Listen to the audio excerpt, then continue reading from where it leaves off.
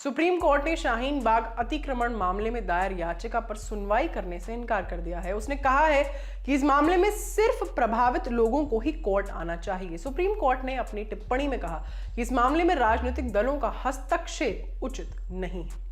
Live law की report के अनुसार जस्टिस एल नागेश्वर राव और बीआर गवई की पीठ ने कहा कि वे किसी राजनीतिक दल के इशारे पर हस्तक्षेप नहीं कर सकते हैं। बेंच ने आगे कहा, ये सीपीआई मार्क्सिस्ट के लोग केस क्यों दायर कर रहे हैं? अगर कोई पीड़ित याचिका दायर करता तो समझ भी आता। याचिकाकर्ता के वकील पीवी सुरेंद्र नाथ ने इसके जवाब में कहा कि ये एक जनहित याचिका है और इसमें पार्टी का कोई हित नहीं है। उन्होंने कोर्ट को यह भी बताया कि इनमें से एक याचिका रेडी पटरी यूनियन द्वारा दायर की गई है और उन्हें बिना नोटिस के हटाया जा रहा है।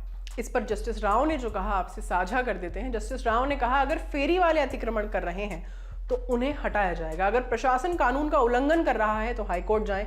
जहांगीरपुरी मामले में हमने इसीलिए हस्तक्षेप किया था क्योंकि वहां स्ट्रक्चर्स को गिराया जा रहा था।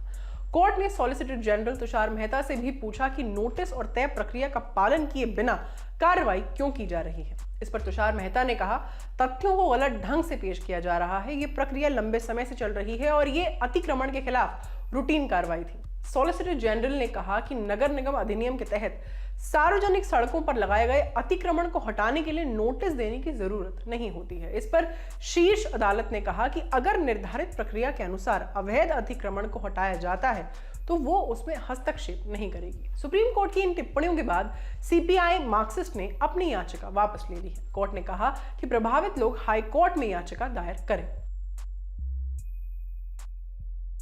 सोमवार 9 मई की सुबह दिल्ली के शाहीन बाग इलाके में कथित तौर पर हुए अतिक्रमण हटाने के लिए बुलडोजर पहुंचा, जो बाद में वापस लौट गया। एमसीडी की इस कार्रवाई को लेकर इलाके में भारी हंगामा हुआ और प्रशासन को विरोध प्रदर्शन का सामना करना पड़ा। निगम के कर्मचारी बुलडोजर लेकर इलाके में पहुंचे तो स्थानीय नेता और लोग बुलडोजर के सामने बैठ गए। उन्होंने एमसीडी और बीजेपी के खिलाफ खूब नारेबाजी की। वहीं कार्रवाई की बात करें तो एमसीडी ने वहां सिर्फ एक बिल्डिंग के बाहर लगी लोहे की रॉड को हटवाया।